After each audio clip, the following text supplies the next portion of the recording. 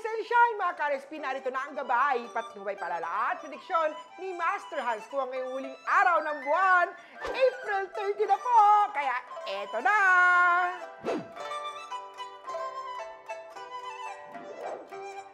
Para sa mga pinanganak ng Year of the Rat, matibay ang iyong loob at sasabak sa kahit anong challenge sa buhay.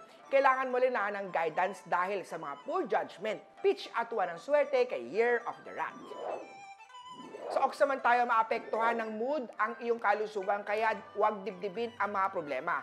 Makatulong ang amethysts para makaiwas sa negative energy. 4 at gray ang swerte kay Year of the Ox. Tiger naman tayo, advance ang pag-iisip. Timing is crucial sa mga plano kaya dapat magkaroon ng mahabang pasensya. Pitch at 8 ang swerte kay Year of the Tiger. Para sa mga pinanganak ng Year of the Rabbit, palitan na ang iyong business partner.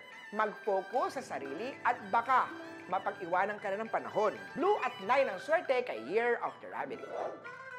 Dragon naman tayo, mag-ingat sa backstabber. Iwasan ang mga social media at baka ito ang maging daan para makilala mo ang mga manloloko sa buhay.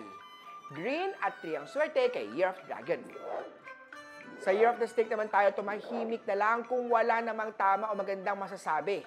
Pag-isipan maigi para gustong sabihin ay hindi masamain ng mga taong concern o sasabihan mo. 8 at silver ang swerte kay Year of the Snake.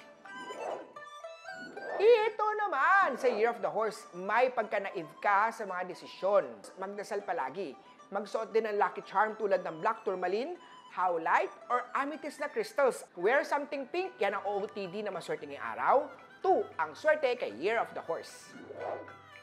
Sa mga pinanganak naman ng Year of the Goat, huwag magpaluwal ng malaking halaga, lalo na pag sa mga bagay na hindi ka sigurado. Mag-background check sa mga business partner, katiwala o tauhan mo. Yellow at 7 ang swerte kay Year of the Goat.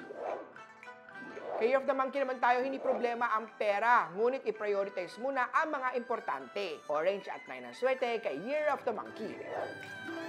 Ito naman, sa Year of the Rooster, kung ikaw ang breadwinner o may pinakamalaking income o kita sa pamilya, maganda ipafeng shui ang working area at baka ito ang makahatak sa family members na malaki ang financial blessing.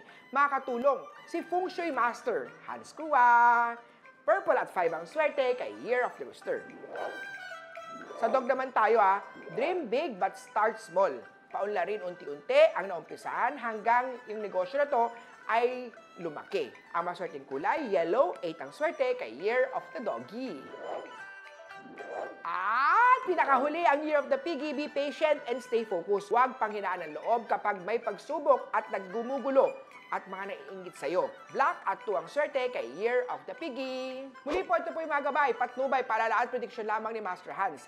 Nasa inyong mga kamay nasa lalay ang inyong tagumpay. Kaya always be positive at i-claim ang mga swerte mga ka-RSP.